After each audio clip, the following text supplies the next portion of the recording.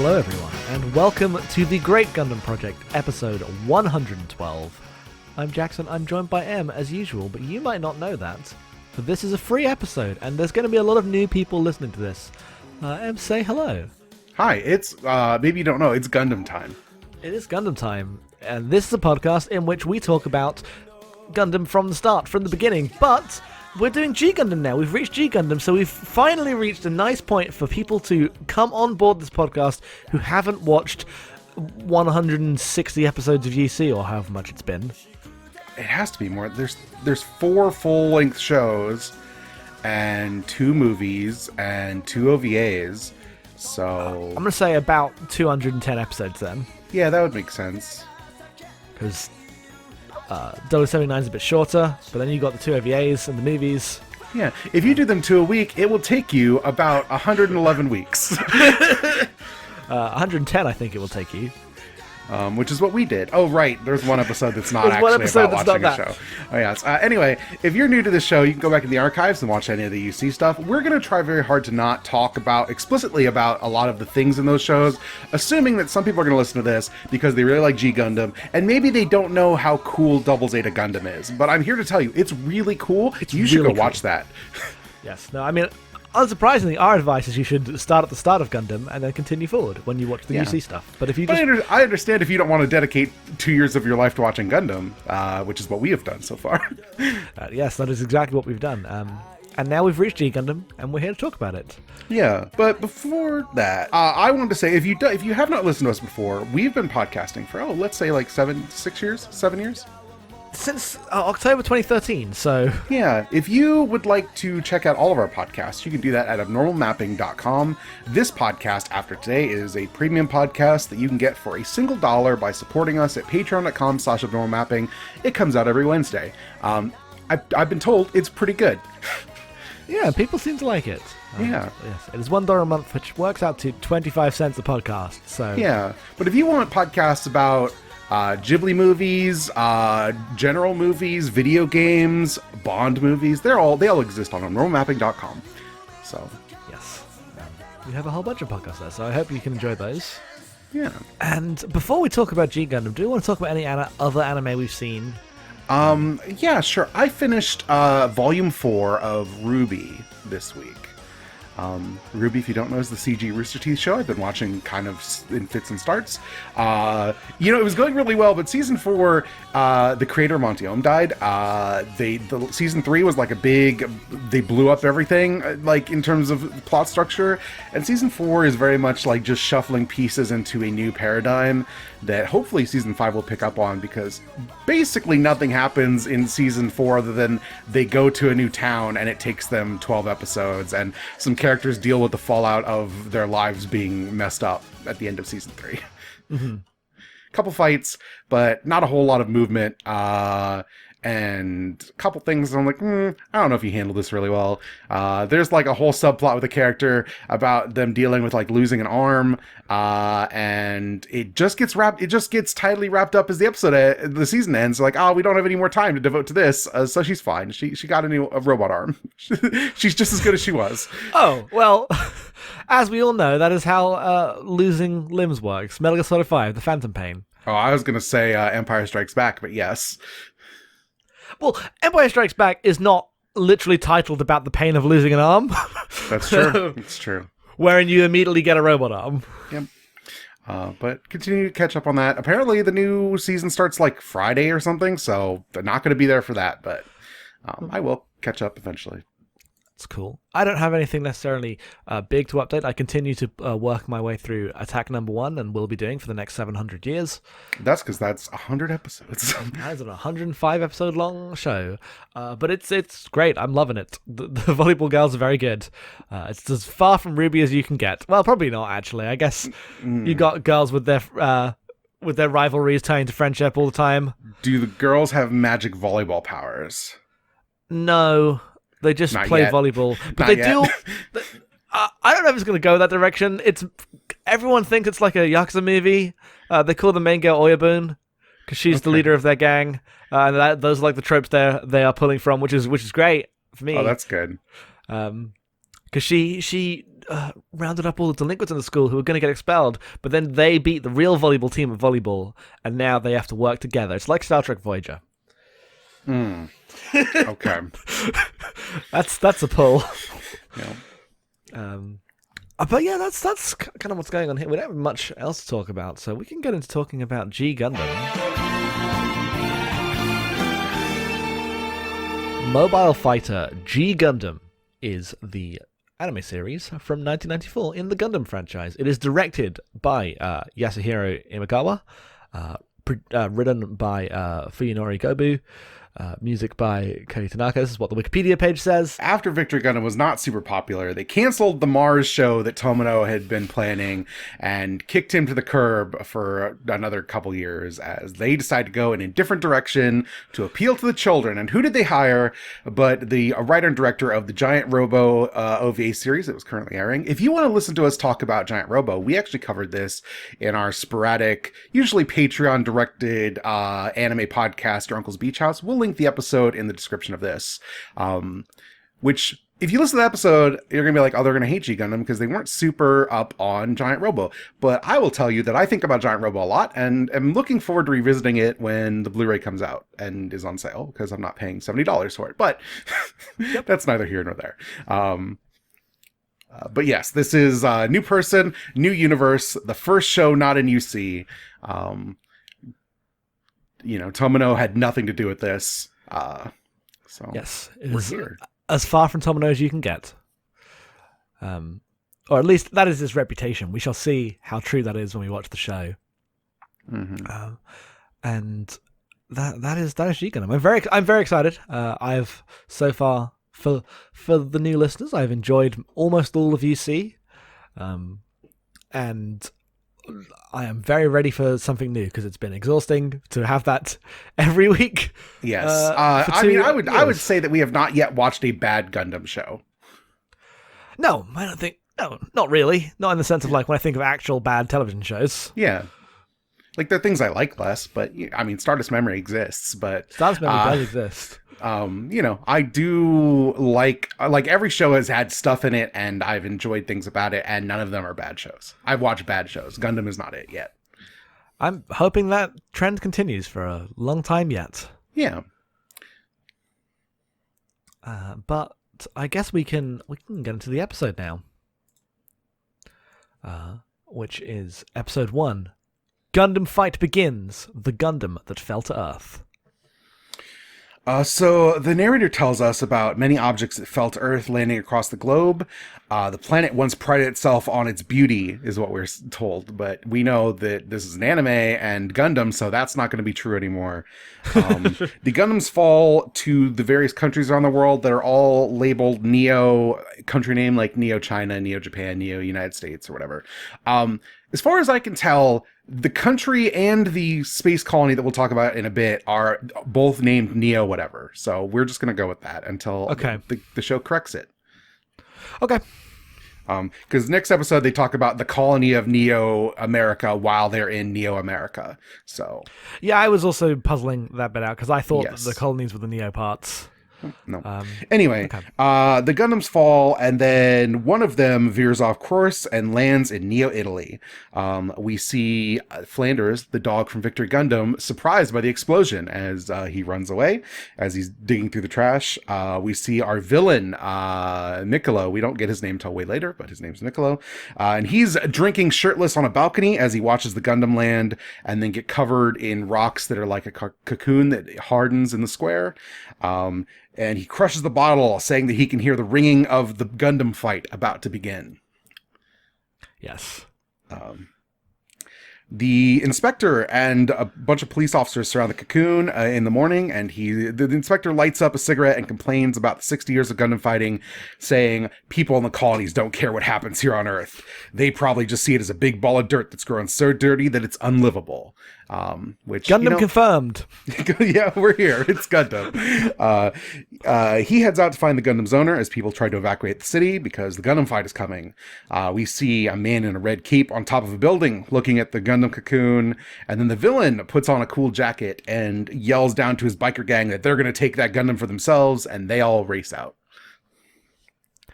Yeah.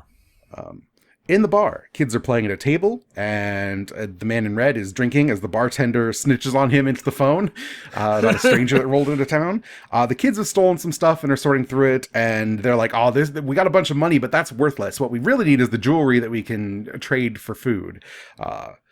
They are excited for a chance to steal more because the city's now empty. The bartender tries to ask the man in red some questions, and he turns it around by pulling out a torn photo of a man and is like, have you seen this man?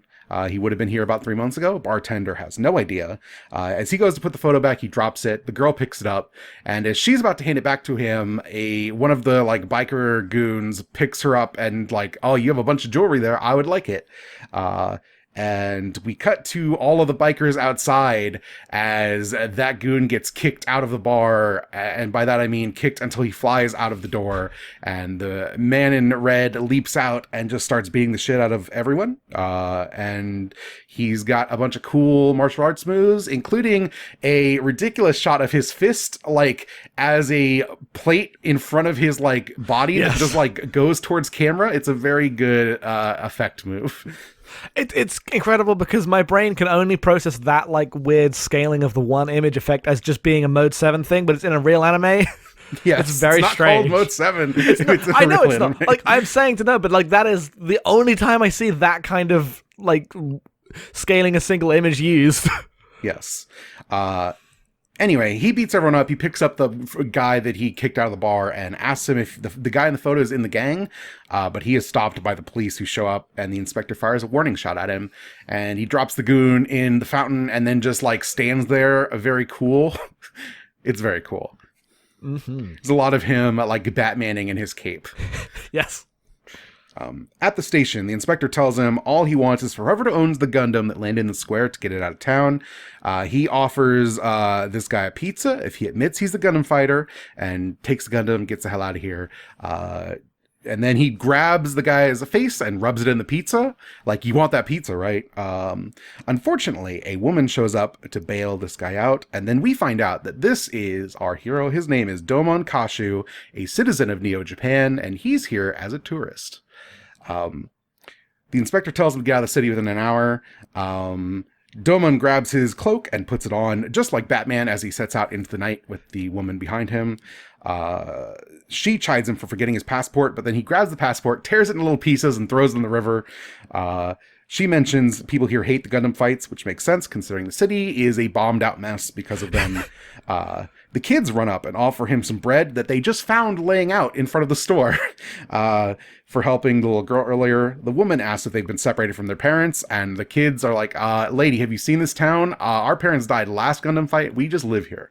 The woman offers to take them in for the night, and they all head to the hotel. Yeah. They're in an evacuated hotel because everyone ran off. The kids say the bikers all probably ran off to tell their boss, Mikolo, about them. He's their nation's Gundam fighter and a former mafia boss, an all-around bad guy. They ask why someone who's so shitty has to be their Gundam fighter, and Damon's like, because he's strong. And as they climb the stairs to the rooms, there is a laugh, and Mikolo arrives by his Gundam's hand bursting through the wall of the hotel and trying to grab all 5 of them. As his eyes flash red in the skylight above, Domon does the thing by looking up and going, Gundam! Someone has to, every episode 1. You know, Mikolo correctly identifies Domon as Neo Japan's Gundam fighter. He now has a cool spiked biker jacket, and he kicks an energy wave at Domon because people just have superpowers in this universe. Yep. Which, you know, whatever. I'm willing to roll with it. Domon is able to disperse it by yelling as he raises his hands in the air in what I can only describe as doing a Kaioken for all you DBZ fans out there. And then the Gundam has grabbed the small girl. Her name's Sophia? Yes. And as he leaves with her, Mikolo says Domon needs to come to their base alone without bringing his Gundam. And then he orders the Gundam to fire its cannons. This is the Nero's Gundam, named after the Emperor. But not apostrophe S, not Nero's Gundam, but Nero's the Nero's Gundam. Domon tells the woman who is now identified as Rain to do something about this, and she pulls out like a makeup compact that when she opens it turns into like a pink energy shield that saves them all from the bullets. The inspector coming out of the police station on the horizon sees the sight of the Neros Gundam just like dumping head Vulcans into a building, and he's like, oh, it's beginning again. And this shot is great of just the Gundam like looming in front of this building like a movie monster shooting down into it. It's really cool. It's like a completely different version of what makes the Gundam terrifying, because yes, the Tomino shows lean so hard into like the juxtaposition between it being the red, white, and blue powerful hero robot and actually being terrifying, whereas this is just like, look at the weird shadow of this against this ruined town as like flames fly up around it. Yeah, it's pretty cool. Mm-hmm. Rain disables the bubble after the Neros is gone, and she wonders how he could activate his Gundam before the start of a fight. This is not explained whether or not this is just a thing. You can't run the Gundam before the fight begins, because it doesn't come up next episode, where the Gundam's just kind of hanging out. She tells the kids she'll talk to the Gundam Fight Committee, but Domon says it doesn't matter because it's not against the regulations, so they're not going to do anything. Known as the Air Bud rule. It seems like this universe functions on Air Bud logic in many ways. Yes. He tells the kids he's not going to help because it's not his problem. He's just there to fight Mikolo. The inspector stops him, standing on the rubble of the hotel wall with an assault rifle pointed at them, saying he's not going to let them destroy more of the city. And then he tells his lieutenant to watch after Domon and Rain as he takes the kids and goes and tries to save Sophia. The Neros dangles Sophia in the air at the Colosseum. Like, it's inside the Colosseum with its arm just pushed through the, like, archways with Sophia dangling from its fingers by a rope, which is very dramatic. It is ridiculous. We see a cut to the inspector's right-hand man being knocked out and waking up alone, because don't leave him with your hero who can do a bunch of martial arts. Rain looks at the cocoon and presses a button on the device, and the cocoon in the square begins to crack. The inspector tells the kids it's more important to kill Mikolo than save Sophia, and he's about to just shoot Mikolo, but before he can pull the trigger, Domon approaches the Colosseum, cracking the knuckles in his hand as he's very dramatically stalking towards them. The inspector fires, but Mikolo sees the bullet and kicks it, and it ricochets into the rope, which drops Sophia, but Domon rushes forward and catches her. They all fire a bunch of bullets at him, but as the dust settles, he's caught them all between the fingers of his right hand, and the insignia of a King of Hearts appears that has the number 13 on it between crossed swords, and then a banner underneath that reads King of Heart 4711. Don't know what that means, but we'll find out. It's extremely cool, whatever it is. You know? Everyone recognizes it as the crest of the martial arts champion of the colonies, the King of Hearts, Domon Kashu. Yes. He does a hero pose, and we're like, okay, this guy is serious shit. He is. Mikolo calls for the Neros, who burst through the side of the Colosseum. Domon tosses Sophia into the inspector's arms, and then Rain launches from inside the rocky cocoon. There is a different, like, flower pod cocoon thing, like a mechanical one, and it fires up in the air. Domon calls out, "Rise, Shining Gundam," as the petals unfold as it lands, and inside is the Shining Gundam, which stands up. Domon is inside now, and he's getting the full naked transformation sequence as a big metallic ring, like, drapes latex bodysuit over him in the horniest thing that's Gundam ever had in it to this point. Yep. There's one extremely funny shot because of the kind of horny it is, where like it cuts back from his front to his back, and his front is just Ken doll perfectly, we're not going there. Then cuts to his butt, just the most like, okay, we can't do anything else. Put it all in the butt. Yep. It's very funny. And then the feet. Goes from butt to feet.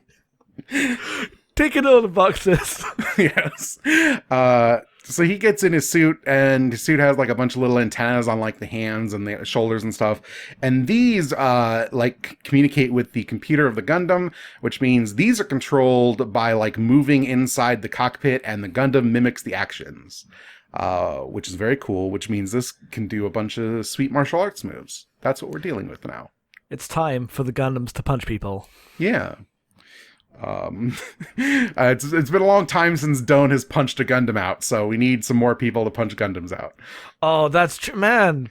He'd win my Gundam fights. Yeah, no, I need the AU where Kokoro's Doan gets like sliders into the G Gundam universe and has to fight Domon. I do need this exact concept, but it's all the universes. Yeah. We will get there. It's called Build Fighters. Okay, yeah, I guess they did that. Something to look forward to. In space, satellites surrounding the Earth begin to fire, and energy ropes surround the Earth as an automated voice says the 13th tournament is about to begin, is authorized to commence, actually, which is way cooler of a phrase. Yes.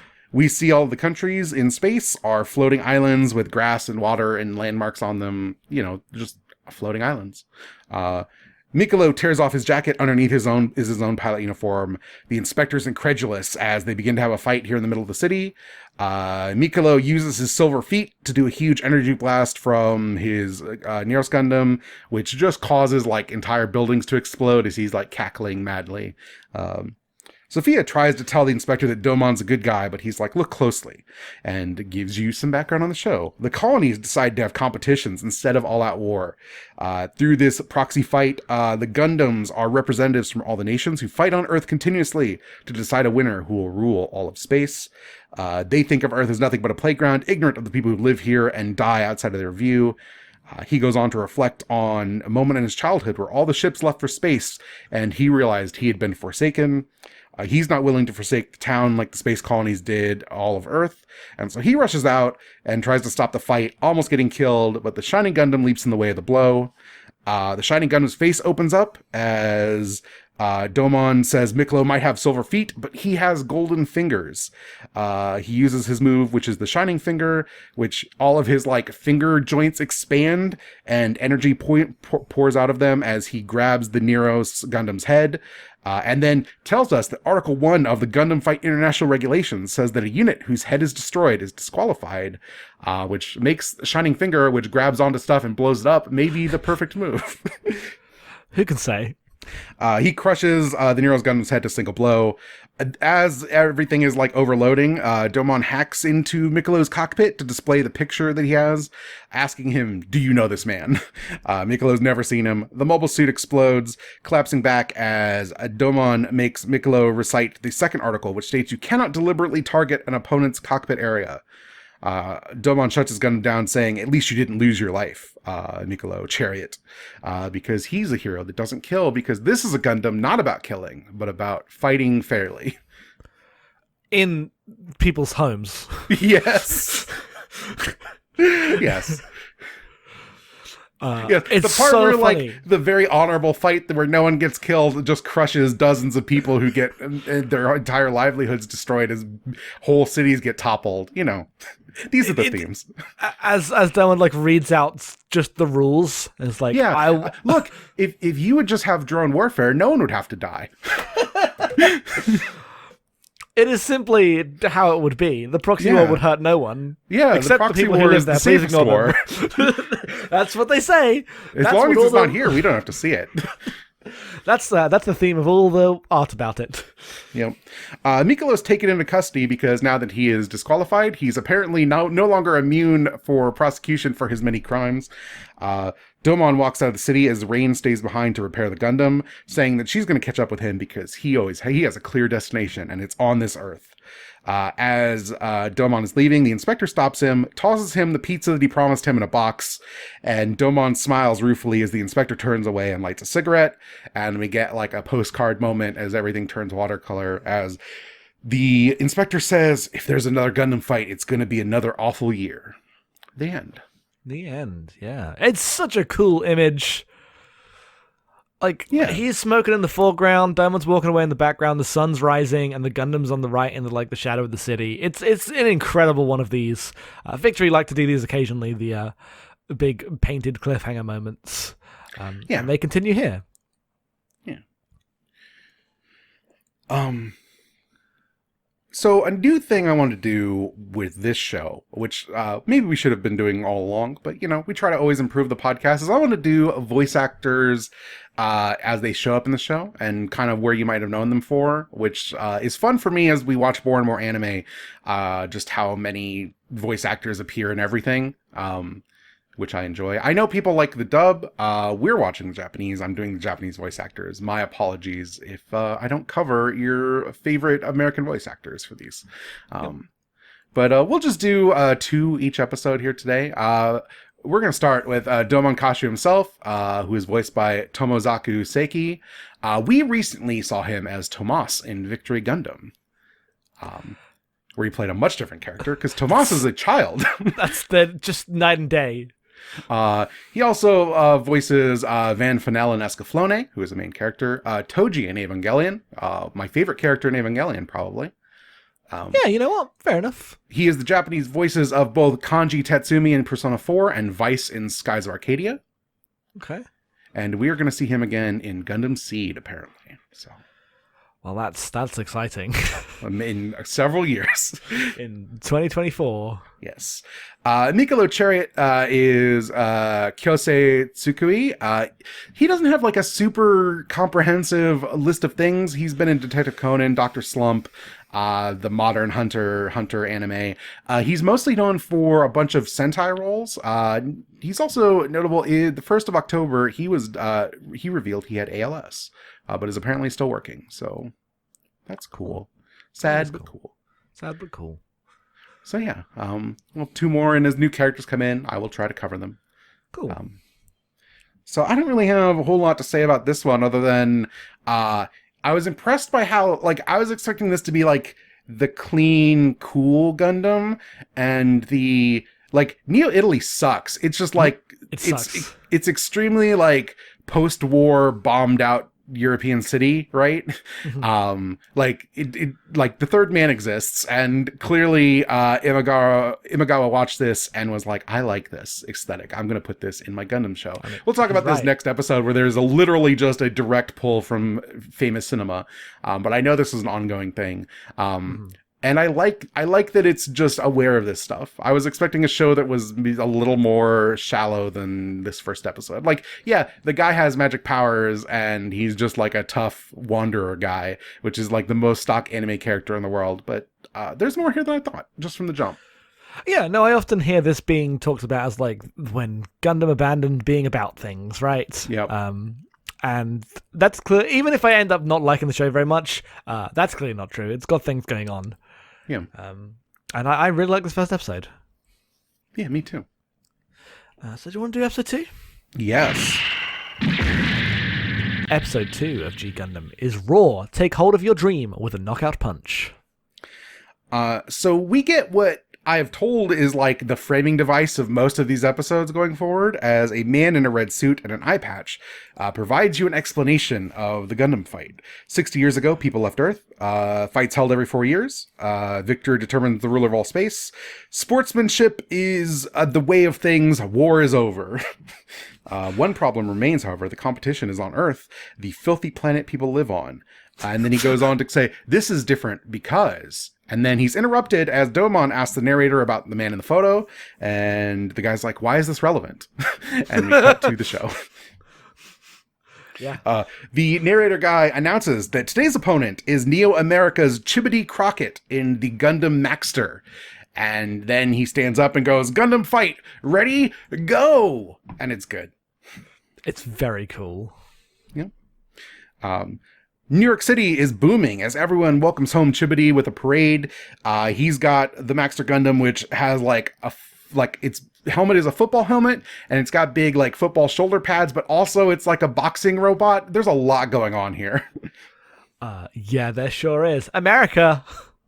We are told that it defeated the Scud Gundam, which are the rivals of America. We don't get to see what country the Scud Gundam is from. Yeah, we got very lucky in these episodes that the countries that we went to are Italy and America. So there's not many opportunities for the show to get into uncomfortable territory by just making every country the broadest parody of itself. Well, I hate to tell you, but we will have to cover that next week. Yes, we will. We're told the Maxter Gundam carries all the dreams and hopes of Neo America. We see Space Colony Neo America, which is a star-shaped island with a casino on it and the Statue of Liberty in front of a big neon American flag. In my notes, I just have Jesus Christ. Yeah. Chibity himself is like chewing on a leaf and has like a big fringe jacket, like the least looking American man I've ever seen. Lieutenant He looks Woody, like he a is not. Yu-Gi-Oh guy. He's a Yu-Gi-Oh protagonist. You know, like you need this guy to be like a Slugger Law motherfucker if you want him to be the American guy. Instead, he is deeply anime. It's fine. He seems cool, but I like that we said we weren't going to do hard references, and we're not. This isn't like an actual plot thing, but Slugger Law motherfucker is not a thing that anyone who hasn't listened to this podcast is going to understand. I don't want this to be a show that our friends who have listened to 111 episodes can't enjoy. I just don't want to talk about like the endings of Gundam shows that people might not have watched. I agree, but man, you should watch Gundam. Slugger Law motherfucker is an important archetype. Chibity is ready to take hold of his dream now that he's the Gundam fighter, ready to take on the world. He yells, I am champion! And it's good. I like this guy a lot. He's a dumbass. Yes. At the bar in town, the woman behind the bar says that Chibity's really grown. Domon's in here drinking, which is apparently just what he does, and asked if she knows him. She's like, he used to be a troublemaker around town, but he went to the colony and found his dream. The kid in the bar, because kids are just in bars in Neo America, says that the strong can go to colonies and be whatever they want. Domon pulls out his photo, looks at it, and says, my dream is to defeat this man no matter what. The kid thinks Domon is here for a boxing match between Chibity and the champion boxer Caramel Konami, who's just like a boxing guy. Mm-hmm. The fight promoter wants Chibity to cool it with all of the Gundam shit and tells him about Domon taking out Neros last episode. There are reports he's in New York and they don't want Chibity to mess with a guy who could just take out Neros like that. Chibity's not impressed, and he's like, I've got my crew members, which are like 4 ladies who surround him, and he's like, I've got my dream, nothing can stop me. Caramel is practicing in his dressing room, not at all impressed by Chibity's antics. Domon bursts in and takes him out with a single blow because he's a protagonist, and apparently has like a magic arm also, I guess. I mean, he is the Prince of Hearts. Yeah. He takes his place in the boxing match clearly because he's in the robe and it's clearly not a black man. It is Domon Kachu. But no one seems to notice until he takes off the robe. It's very strange. Chibity comes out in full Rocky IV regalia as he's in a float shaped like his Gundam Maxter head with like all of his women like on the float, and he's just doing his thing, and it's amazing. America. Yeah, America. Yeah. They should have just made this guy actually Apollo Creed. I agree. Anyway, the promoters talk about how they only need to back him until he can succeed in everything, and then they can let him destroy himself because they don't believe he's going to do anything other than self-sabotage by being too into being a good guy. And they're all dirtbags. Domon rushes forward and uppercuts him as soon as he gets in the ring, knocking him down with a single punch. Everyone's angry that Domon cheated. He pulls off his robe and they're like, it's not Caramel. But instead it's the Neo-Japanese Gundam fighter. He challenged Chibity, and Chibity can't back down in front of all these people, so he cannot deny it. Chibity rushes in with a flurry of punches. Domon dodges him totally. A bunch of goons come in, which allows Chibity to hit Domon with a glancing blow. But then Domon flees, leaving Chibity to yell at him as he then in the dressing room, like punching through tables in a rage. He has to have the Gundam fight to restore his honor. The promoter's like, no, let me deal with it. I'll send a bunch of assassins. It'll be fine. But Chibity refuses to hear any of it, tells one of his crew members, Bunny, to go talk to Domon, get it all sorted out. They're going to have the fight. Yeah, it's time for a Gundam fight. Yeah, Bunny is going down in the elevator when she runs into one of the like promoters, like lieutenants, who menaces her in an elevator by like smiling or whatever. Outside, Domon collapses at the bench from Manhattan, the Woody Allen movie, Manhattan. Like the shot of the bench in front of the river, in front of the bridge is just in this show. I was so taken aback when it came up. It's literally just the same shot. Yeah, because you had sent it to me, and I was like, probably. And then it came up in the show, and I was like in slightly more detail. I was like, oh, no, yeah, that's it. That's because it's not just the angle, right, which has been in everything in New York. It's the shot. It's the fog. It's everything. It's the whole thing. I'm gonna I like movies. I've seen a decent amount. I'm not like a super expert on all of the cinema, like classic cinema of the world. So if you know a pull from a movie that we miss, or you in advance are watching ahead of us and have some ones, just let me know. You can do that in the Discord. You can send us a message on Twitter or whatever. But I would like to put as many of these as I can spot and people give me into the show, just so you know what movies they were pulling from. This one's Manhattan. Don't watch Manhattan because, one, Woody Allen is awful, and two, the movie's about the reasons Woody Allen is awful. He's just telling you in the movie. Just directly telling you, yeah. I watched that movie when I was in a teen. It was a teen before I was that aware, and before the resurgence of everyone being mad at him came around, and woof. Yes. Anyway, the glancing blow from Chibity is enough to knock Domon down. He was clearly just acting tough as he fled from the arena. As he's collapsed on the bench, goons from the promoter approach him and pull guns out.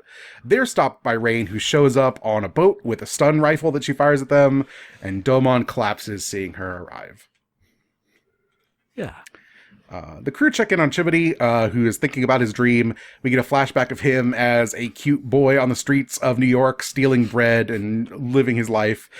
He'd dream of the colonies and think about becoming strong enough to get there. He eventually began taking down local toughs, still a small child, but beating up giant men until he was scouted as a fighter and taken to space. As he was in the shuttle seeing space Mount Rushmore with faces that are not the faces on Mount Rushmore go by, it made him realize a dream was not an idea, but something you could grab with your own two hands, and he dedicated himself to punch his way into realizing the dreams of all New Yorkers. Yeah, Chibity, you're a dumbass. Yeah. Domon wakes up. Rain is there checking on him. He seems all right. But as he goes to yell at her, she tosses pills down his throat as a precaution, which is good. Bunny comes in to see him with a message saying that Chibity wants to meet him on Broadway, but she's only mysteriously framed in the doorway and just scurries away. And then we see that in actuality, Bunny has been mind controlled by the promoter's lieutenant. Doesn't really come up other than at some point the control stops. But it's weird. And the promoter's prepping a bunch of mobile suits that are helicopters to take out Domon when he gets there. Yes. Chibity, however, is waiting at Brooklyn Stadium, packed with people, thinking that Domon's on his way. Rain wakes up to Domon already gone and sees the stadium full on TV, and is like, oh, what happened? And Domon shows up, and Bunny's there, and her, the promoter's lieutenant's voice comes out of her mouth, and then she collapses, which is why I said mind control, but it's weird. Chibity sees the distant explosions happening on Broadway as Rain drives up to him on a motorcycle and asks him what he meant by lying to Domon if he's supposed to be the honorable America guy. Chibity realizes immediately what's happened, and he preps the mobile trace system, which is the computer that allows you to track your movements or whatever.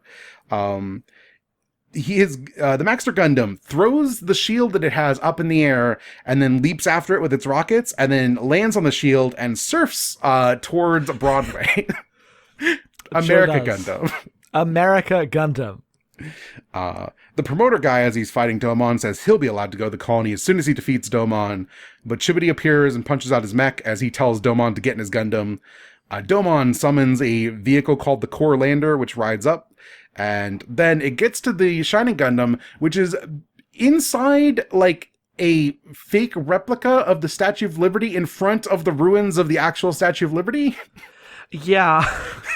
And when he gets close to it, it lights up from inside, and the Gundam bursts out of the Statue of Liberty, or the fake one, and which is ridiculous.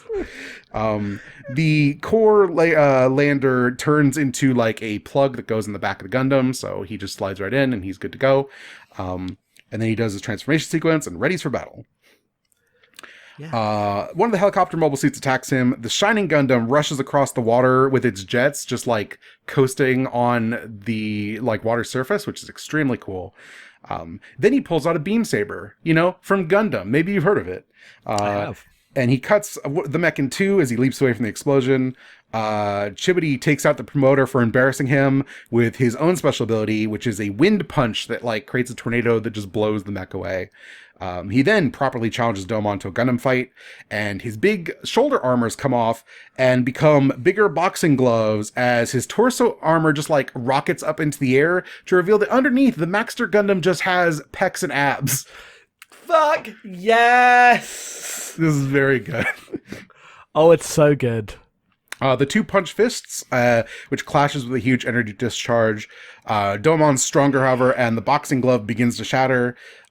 He sends Chibity the photo asking about the mysterious man, but Chibity knows nothing. Domon does Shining Finger, destroys the arm of the Maxter. Chibity demands that he finish him off, but Domon cannot, as people are surrounding Gundam to cheer him to stand up despite his defeat. He still represents all their dreams, and they don't want him to ever give up. He climbs out of the Gundam, and Domon reminds him of Article 3. As long as the dream of a winning remains with the fighter may challenge the Championship League as long as he desires. Which, believe it. Believe it. Chibity says that he's going to rebuild and get strong and challenge Domon again. Domon then says he's one of the nice guys, and the two end on good terms as the crowd cheers around them. Hooray, Yeah. the end. What are the voice actors for this week? Yeah, sure. So we've got two more. We have Rain, of course. Rain Mikamura. We have not gotten her last name yet. She is voiced by Yuri Amano. She is Keiko in Yu Yu Hakusho. She's Berthier in Sailor Moon R. She's Alcyone in Magic Knight Ray Earth. I don't know any of these shows. Oh, I know Sailor Moon R, but I don't know the other two. Just what was listed on our Wikipedia. We'll see her again apparently in After War Gundam X. Cool. Which is next year, so look forward to that. Yeah. And then Chibity Crockett himself is Hochu Otsuka. He is Yazan in Zeta Gundam. Yes! He is my favorite character in Naruto, Pervy Sage Jiraiya. He is the Japanese voice of Zigbar in Kingdom Hearts. And we are going to see him again, apparently, in Turn A Gundam. Cool. Yeah. Yeah. A lot of recurring Gundam characters. I'm not surprised. Yep. There's a lot of Gundam shows. This episode is like way more of what I expected the show to be like. Yes, I didn't like it as much. I like it in contrast. I think it's like fun. The thing that I actually really like about this is like a lot of the shonen I watch is like really long running shonen that's like the fights get intense, take like 10 Forever. episodes to resolve. These take 3 minutes. Like the Shining Gundam shows up, does its special move, wipes out the enemy. It maybe gets like one cool attack in and then it's gone. And we're on to the next thing because it's Gundam. We got to go. That part is good. And so the show ends up actually being about just like the motivations and backgrounds of all of these ridiculous characters. And I like that. Like as silly as Chibity going to space and seeing Mount Rushmore is, I like the idea of a character is like, dreams are real, you just have to have the ability to grasp them, and I've done that, and I want to give that to people, which honestly is way better than Domon's whole dream of, I want to find this one guy who sucks and punch him. It's absolutely better than I want to find this one guy and punch him, but it is wrong and bad. Like, oh, I got scouted, therefore we can all be scouted. Yes, like, no, fuck off! But also, if you believe in yourself, you can make everyone believe in themselves. And Yeah, I believe and you believe. So it is hard to know because this is episode 2, and also this is the America robot, right? Like, how much of this is just set up because Damon's going to win the competition. Like, this guy's done. He's not coming. I mean, he's already the winner of the competition, right? Like he's the colony's champion. What do you mean? I assume the implication was he won the last fight, which is why he's the colony's champion. Oh, okay. I just mean, in this show, Domon, by force of booking, is going to win. I would assume if this is like any other shonen, that in the course of the show, they realize that the tournament's bad and tear down the structure of the world. Yes, that part is true, because the tournament is bad and they have to tear down the structure of the world. That is just a fact. My point wasn't about the tournament, just about the fact that this Chibity is not actually the like protagonist of the show that he thinks he is. No, but the implication, I hope, is that Chibity is going to be like a return. I don't know how much like these one-off characters are going to return, but Chibity seems like a guy who's going to show up again. He's definitely going to show up again. I'd be more surprised if Miklo does. Yeah. But Chibody is 100% coming back. He's gonna be a regular. He's a nice guy. I mean, his Gundam has like 7 different functions. Like, we only got to see each of them for 2 seconds. Yep. I need to find out who the Scud Gundam belongs to. Yeah. But yeah, I was just like, that's stuff I really liked here. I really liked the bit at the end where all the people came out and cheered for him. Yes. That was a good classic shonen bit. But I just bristled at some of the themes, especially in like the context of Gundam. Look, anytime you make me think about Rocky 4, I'm having a good time. I know you are less into it, but Rocky 4 is hilarious and good. And this episode also hilarious and good in many of the same ways. Yeah, no, for sure. All you have to do is defeat the Soviet boxer to get the wall torn down. That's what it means to have a dream you can seize with your 2 hands. Yes. This is America. Yep. Yeah, and actually, the song is I Live in America. Thank you. Oh, from Rocky. I don't know the fucking song from Rocky 4. I know It's you good. do. But anyway, my feelings on this episode made me shaken out by how it handles, like, when it goes to the other countries. Like, is it just, oh, this is what the American guy believes because this is the American dream? Or is the shonen thing going to be, no, we really can just work hard enough to tear down war? Yep.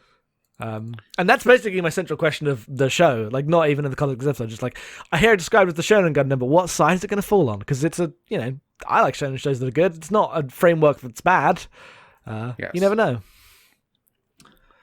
But yeah, we'll find out. I mean, early days. I thought both these 2 episodes were very entertaining. This is a very easy watch. Like, like a lot of the Tomino shows, it's like, 2 episodes and I'm exhausted. This show, I would probably finish in like 2 weeks if I was left to my own devices because it's very digestible. Just total junk food. Yeah, for sure. There's no, you don't have to read Lenin to understand it. That's true. That's the thing we did. You should read Lenin and understand it. Yep. We got to the episode and Double Zeta Gundam, and our friends were like, you should read this Lenin text. It'll help inform your understanding of the episode. And it did. It helped inform my understanding of a lot of things. Of a lot of things. Anyway. Yes. Anyway. I think that's it for Gundam. We'll be back. We'll be back next week with the next 2 episodes. At some point, we need to do 3 episodes because this is an odd-numbered show, but I don't know when that's going to be. It's not going to be next week. Nope. But if you're new to how this show works, we do backup shows where we watch another mecha or mecha-adjacent show. Just as like something to, cleanse your palate if you've seen too much Gundam like we had. Like taste new things in the genre. And what we are watching for the next 10 weeks is Patlabor, the OVA timeline. So we're starting episode 1 today. So let's hit the music and we're going to talk about Patlabor.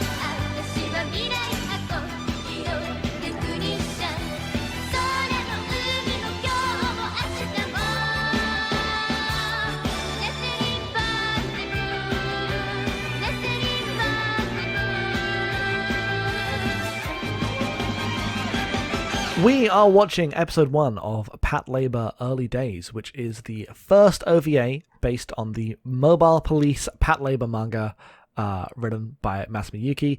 This OVA is directed by Mori Oshii and written by Kazunori Ito. It is 7 episodes long, and it is from 1989.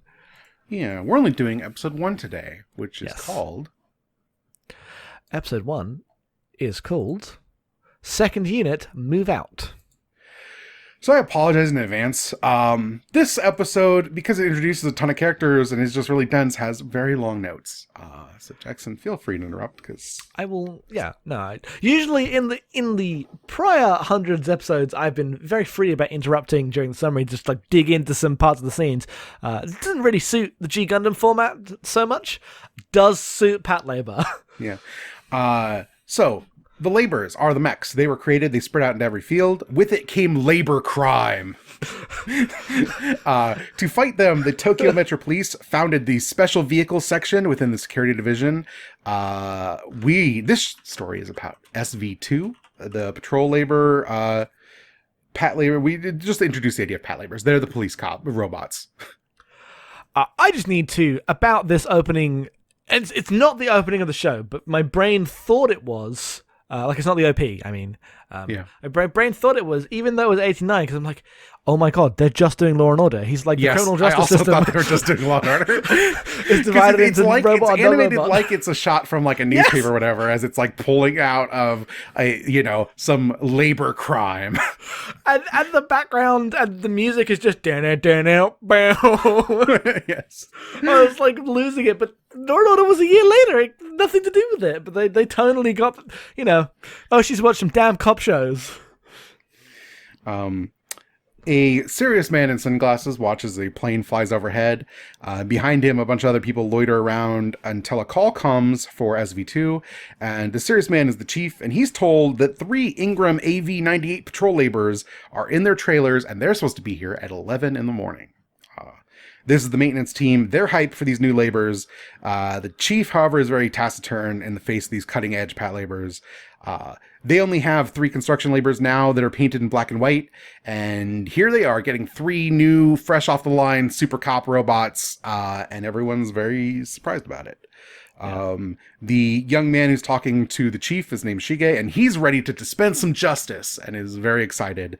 The chief is not so into it, and he talks about how when he was a child, his dad beat him for taking apart appliances. He says machines are his life, and he wants to see these new machines more than anyone, but only to understand what these new machines are. He's not interested in these ideas of justice. He calls himself a machine moron, an old-fashioned nuts and bolts kind of guy. He does say that, but this was how I learned that apparently the Japanese translation of nuts and bolts is bolts and nuts. I didn't catch that. That's good. Now I have to look up, are those the words for bolts? And if I was saying bolts in Japanese, would I say bolts? Is those just the words that they use combined in a different order? Or is it literally only for that phrase that they turned backwards? I need to do some etymology. I did some research on the etymology of that, because that was very funny. Shuttle pulls up and drops off 4 police officers who are going to be working for them, which are a hero guy, a angry guy, a nerdy guy, and a big guy. These are the genres of guy you can be. Yes. They get so much mileage out of a panning shot, but then they have to pan up for the big guy. Yes. The hero guy starts mentioning very macho movies that this field that the maintenance crew lives in reminds him of. The angry one tells him that he's thinking of the army, not the police. Those are all army movies. The nerdy one is like, it doesn't even seem like Tokyo this far out of town. The main guy's like, yeah, it makes me feel like running away into the fields. And then the angry guy's like, I would shoot you if you did. That's desertion. But these aren't big guy says nothing in this entire scene. These are the personalities also. Yeah, 7-episode show, 1,000 characters. We're gotta get to it. Yes. They're called into the building. Looking from the second-story window are the 2 captains, a man and a woman. The woman expresses displeasure that they passed over her veteran unit to give this guy the new laborers and the clearly green cops. He's like, it's HQ's fault, not mine. I didn't pick the people. I didn't pick the mechs. They just showed up. Then he realizes that one of them is missing, and a 5th officer rides up on a motorcycle and peels out in front of them and gets off, not in uniform, and it is our hero, young Noa Izumi, who salutes. She's just a girl.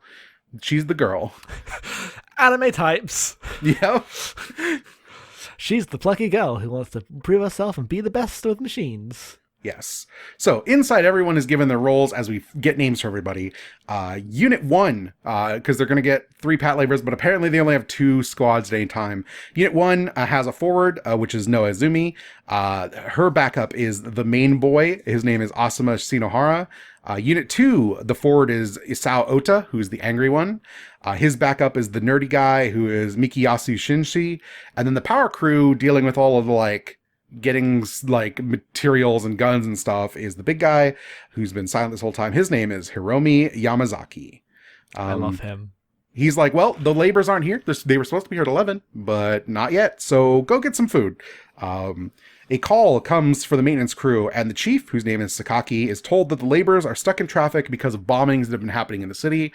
They're like, we didn't want to use the expressway. We were told we had to use the expressway because we didn't want the laborers to get jacked, because apparently some laborers get jacked if you take the side streets, but everyone's leaving town, so here we are. And the chief is going to wait for the labor. He hangs up on them, and the chief's like, I'm going to wait for the laborers no matter how long it takes, and is just standing there waiting. Yes. Several hours later, Noah's watching as the chief is now sitting under an umbrella at a table as he's being brought tea and eating lunch. I love him. Yes. Shige is telling Noah that Sakaki's been working with machines since before the vehicle corps was even founded. He is a living legend. Noah's very excited to be working with someone like him because she's definitely into the robots. Yes, as the theme tune makes clear. Yes. Shige says that he's the one in charge of this department, even if he doesn't have the highest rank.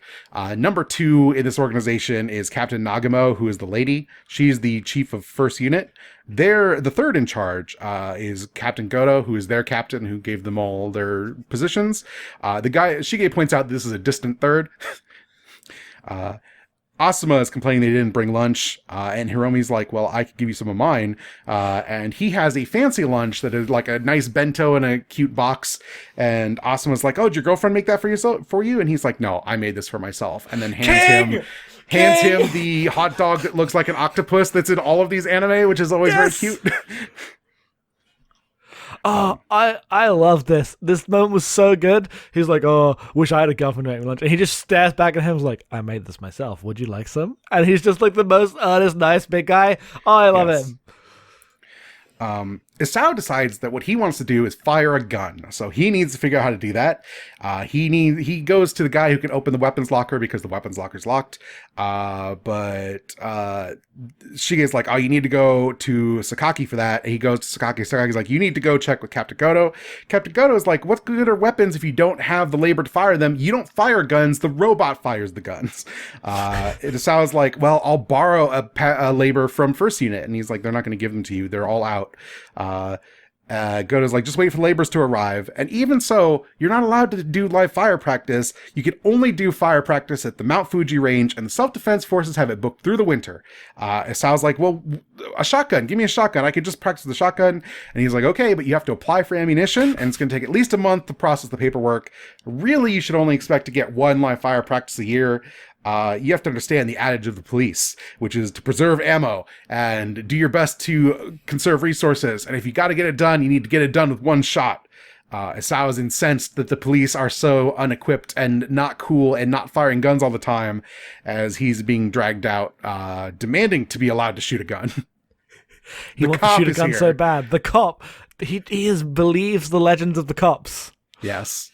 This is a show about police, as always. We are an anti-police group of people watching this show. But even in the police, there are police and there are fucking cops. And Isao is a fucking cop. He is a cop. Oh, he's a cop at heart. He is, what if the lovable, character from Hot Fuzz was a real person and it's actually the darkest shit. He just wants to fire a gun. Yeah. Inside the hangar, Noah's surprised to find it empty until she hears that Unit 1's been sent out because of the explosions in town. She looks at the one robot here, which is the original Patlabor model, and she's like, oh, it looks like a bad guy. The themes are here. The themes! Asuna explains that it might be called the first Patlabor, but it's really just an upgraded Asuka 95 civil engineering labor. It's nothing like these new models who are built for anti-labor combat and meant to have a psychological impact on the people who see them. I mean, you know, the themes are here. The themes are here. What if the sight of a cool cop robot would inspire people to abide the law? I think it means the themes are here. Yeah. Noah's surprised that he knows so much for someone who doesn't seem to care that much about robots. Then he's like, don't call me Asuna. And then she like calls him Mr. or whatever his last name was. I don't remember. Oh, Shinohara. This comes up in just a second. Thank you, notes.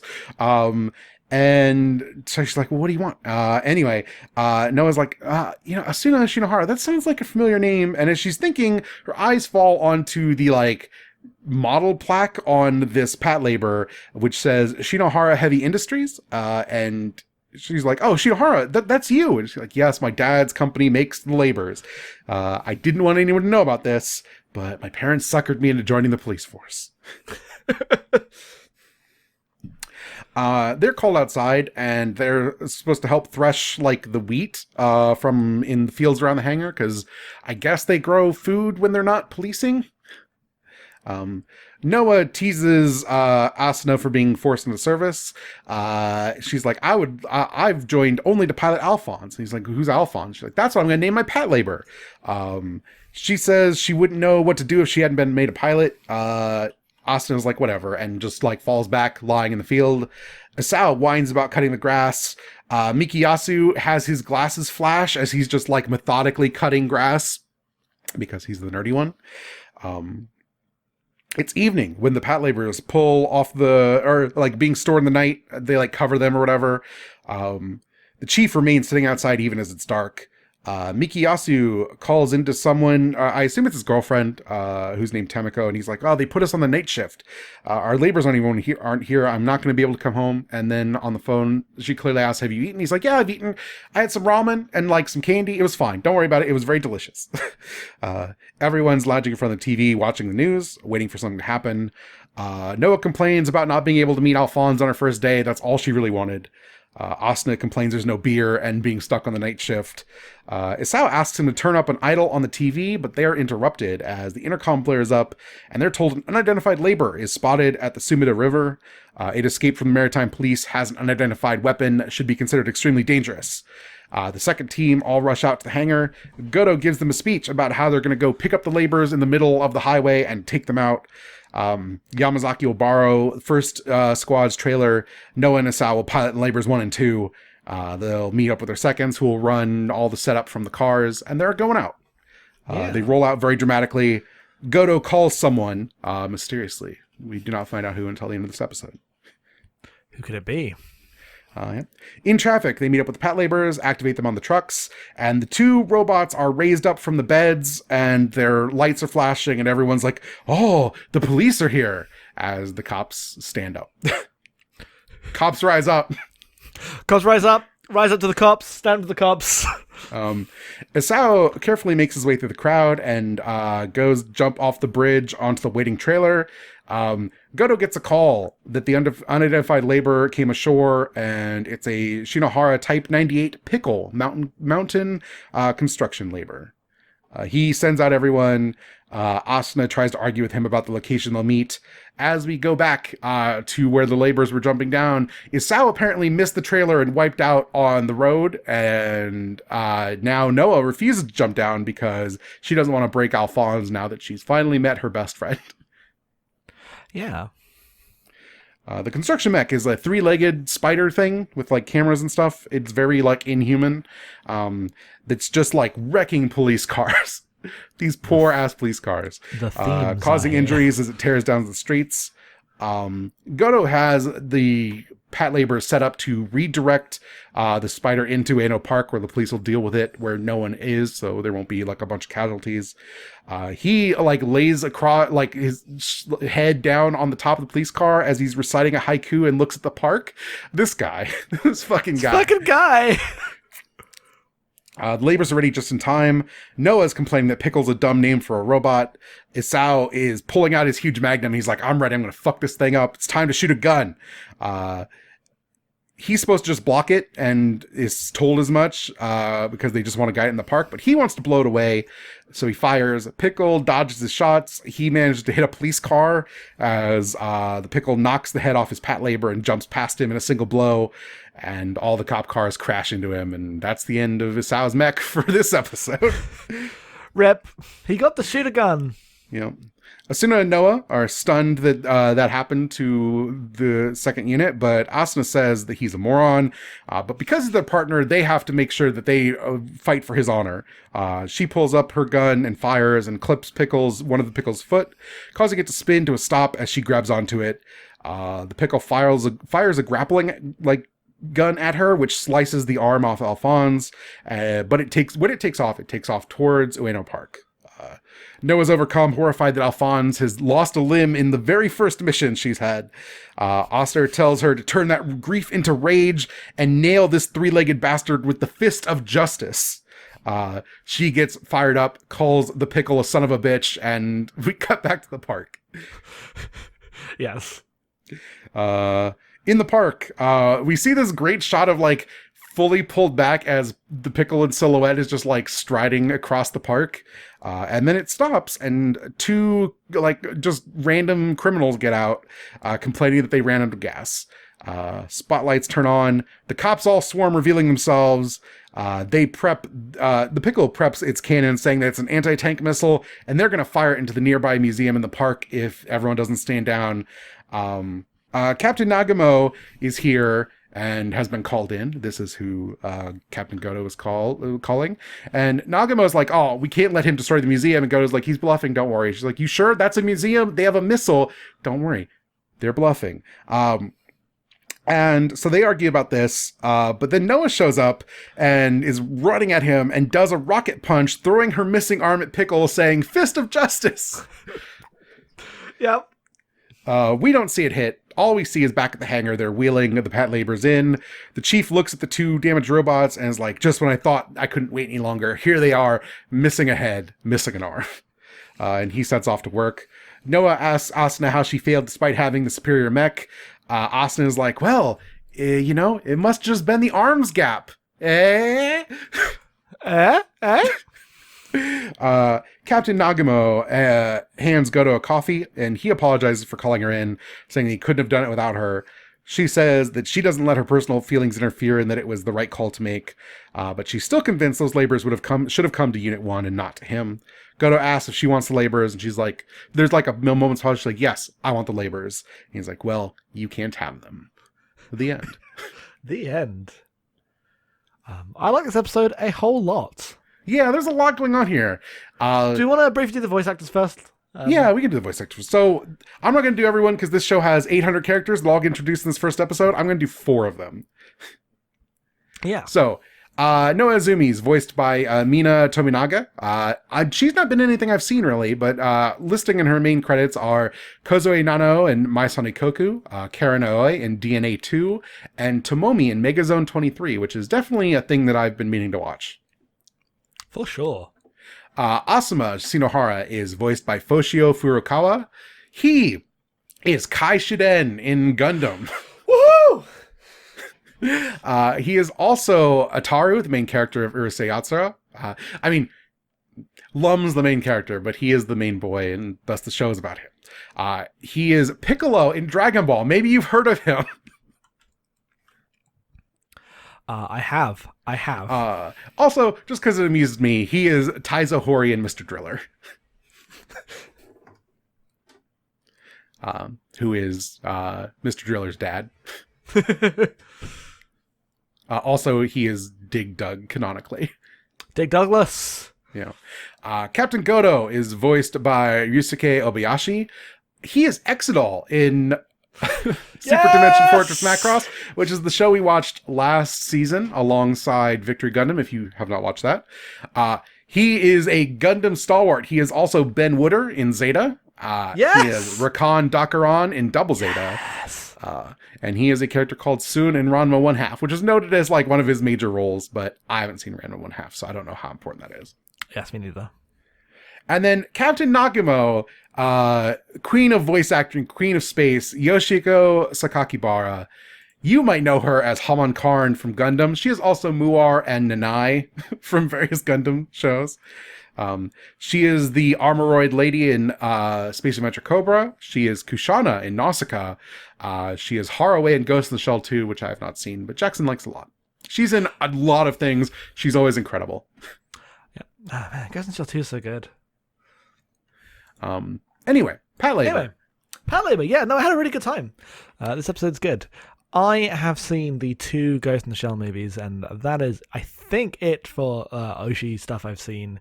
So I expected to like it, because I like both of them a whole lot, and was not disappointed by what is here. Mm-hmm. He is very good, I think, at communicating the ways that, like, the power of usually cops, but we'll say the power of the state operates without the investment of any of the characters. I really liked how detached everyone was, just doing their jobs, right? Yeah.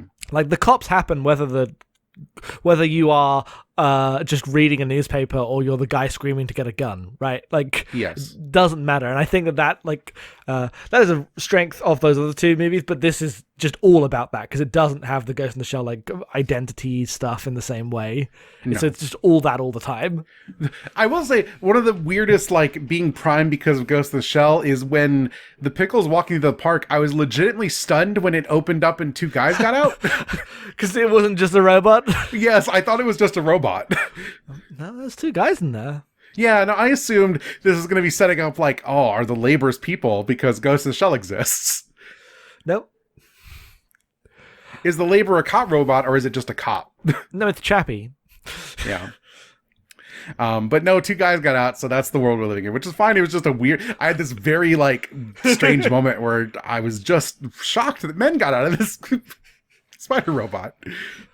But I mean, it's a very strange robot. It's good. It's good. Yeah.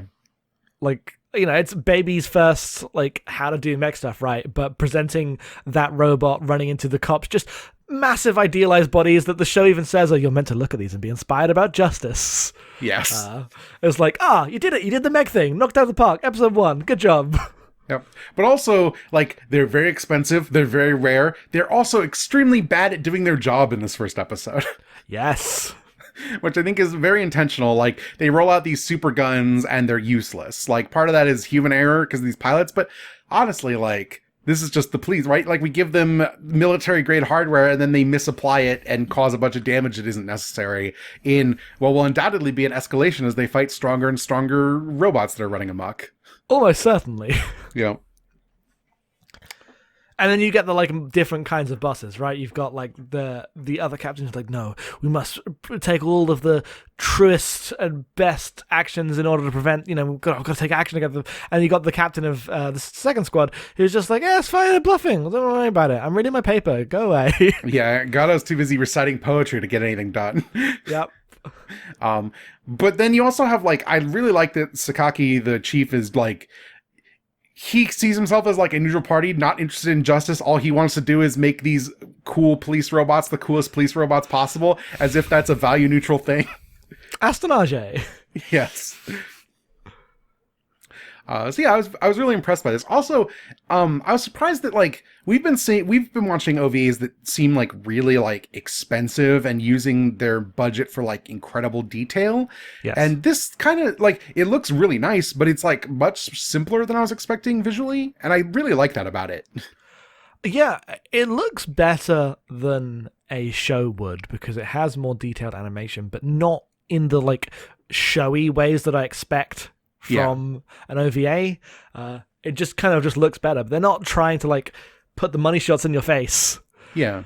It's just so got a lot of, like, cool. It just focuses a lot on, like, really clean character design, and the characters emote really well in a way that, like, we watch Macross 2. That's a really expensive show that is not, like, great. Absolutely. Because it's too stiff because everything's so hyper detailed, right? Like, this doesn't fall into that problem. No, it's very well animated and consistent. Yes. And none of the designs are too much. Like, it's a good looking show. Yeah. So I think that's everything I have to say about Patlabor for now. Yeah, me too. Glad we're doing one a week. Yeah. I was like, oh, that's going to mean lighter work. But this first episode, just a mountain of notes. Just a whole note mountain. Hoping next episode, now that we don't have to like introduce a dozen characters, it'll be fine. Well, we'll see. We'll see how much you have to eat your words next week. Yeah, we'll see. Next week, again, we'll be watching 2 Gundams, 1 Patlabor. If this is your first time listening to us, you can find us doing a lot of other work elsewhere. Jackson, do you want to do some plugs? Yeah, you can find me at headfallsoff on twitter.com, and you can find other podcasts that we do on abnormalmapping.com. There's a whole bunch there. There's Abnormal Mapping, which is a game club. We play a video game every month, and we've been doing this for 7 years. It's a good time. I'm very proud of the podcast. I like it a lot.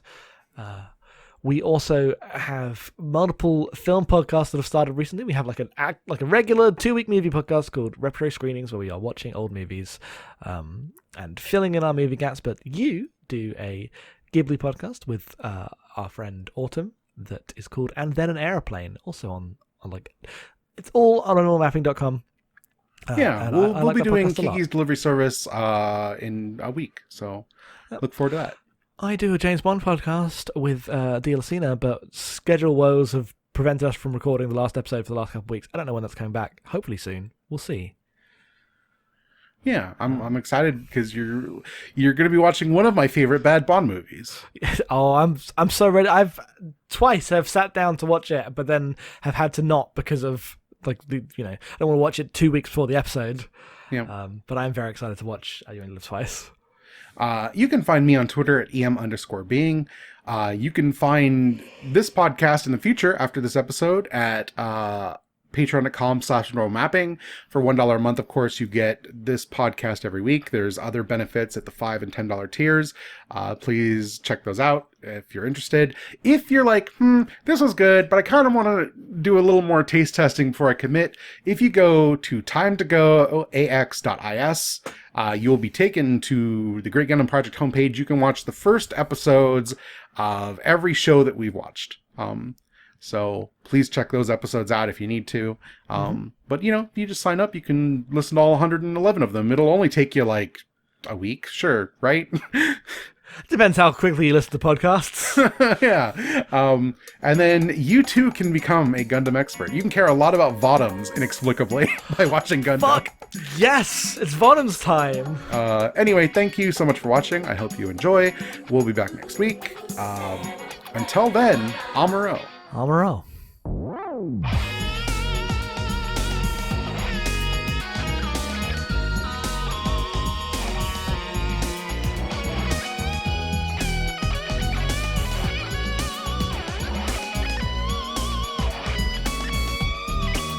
幾千の月日が流れてもたどり着けぬ場所をさまよい求めながら歩いてゆく人は優しさに触れるたびに小さな子のように無邪気な素顔のまま微笑むけど恋人よ私の瞳の奥でかすかに揺れている真実がどれほど伝わるのでしょう傷ついた心と体預けて暖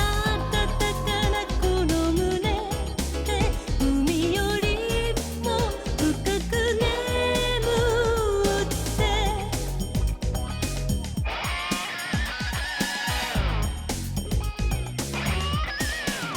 いつかこの船を見送る日が来ることも忘れてすべてを包むように抱きしめたいもしもそこに愛を争えば引き返すすべさえなくした男たちは影を見せる恋人よ私の